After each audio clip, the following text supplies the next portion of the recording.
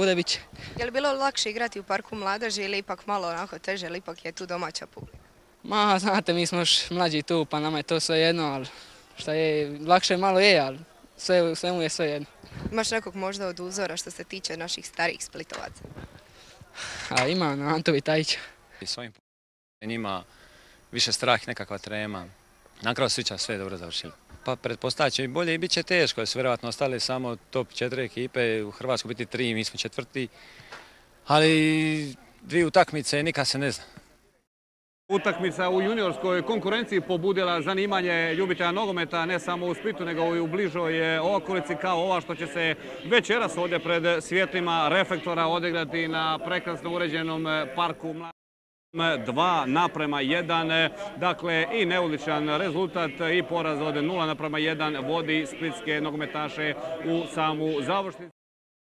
Važnom susretu za i Splićane i Zagrebčane. Ovo sad može biti opasno, još je opasno. Šut, lopta prema daljoj vratnici, nije ju dobro zahvatio Marko Teši. Je li to bio Lovro Šindik? Blokirao je netko od Zagrebčana i bit će korner za momčad Splita. Split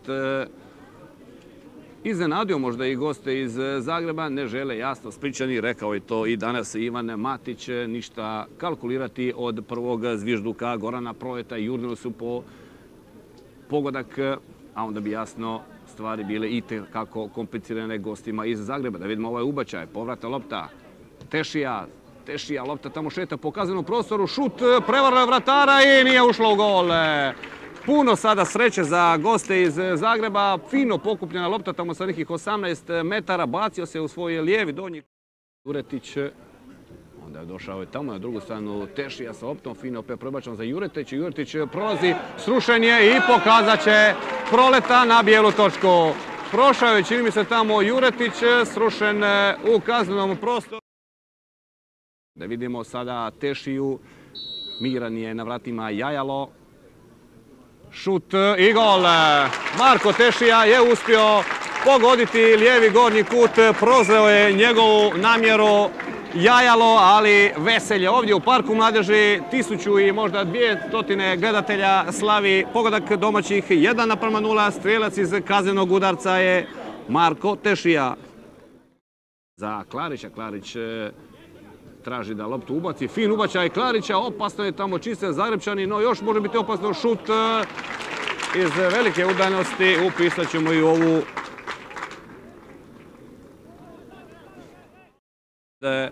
Prema Kristijanu Jajlonu, ipak je malo prejako udarena lopta, sada umalo griješe gosti, prazna su vrata, šansa i bit će 2:0. Kakva nesmotrenost gostujuće obrane. Tuširan opet Dinamo, novi pogodak, 16. minuta, 2:0, nisam, moram priznati, vidio o kome se radi, već sam pomislio da će to bez problema ispucati Zagrebčani, onda se spetljaju vratar Jajalo i evo Splita na velikom pragu velikog.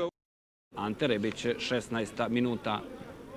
Ubača sada prema drugoj vratnici, opasno je i tamo je sada krivo procijenio loptu Nevene Klarić. Rebić, šansa, Rebić, velika šansa i ništa, bit će korner, fino je tamo prošao pored Klarić, onda Tomaš povratno, Klarić sada nogom, fino i ovo je lijep pokušaj Mateja Vučemila i lopta je fijuknula tamo prema desnem, a onda sada može biti opasno na drugoj strani. Šitum, uvijek je opasno kada lopte Šitum, sjajno se oslobodio Šitum. Šindik, Šitum, lopta na lijevu stranu, sada je opasno, izašao je Duka sa vrata i veliku su sada prigodu imali Zagrebčani, je li to, čini mi se da jest. Sa loptom može šutirati Vidović, lopta u kaznenom prostoru i ovo će biti pogodak, neće. Kako je sada Zicer skinuo Duka. Mladi naši reprezentativci do 20.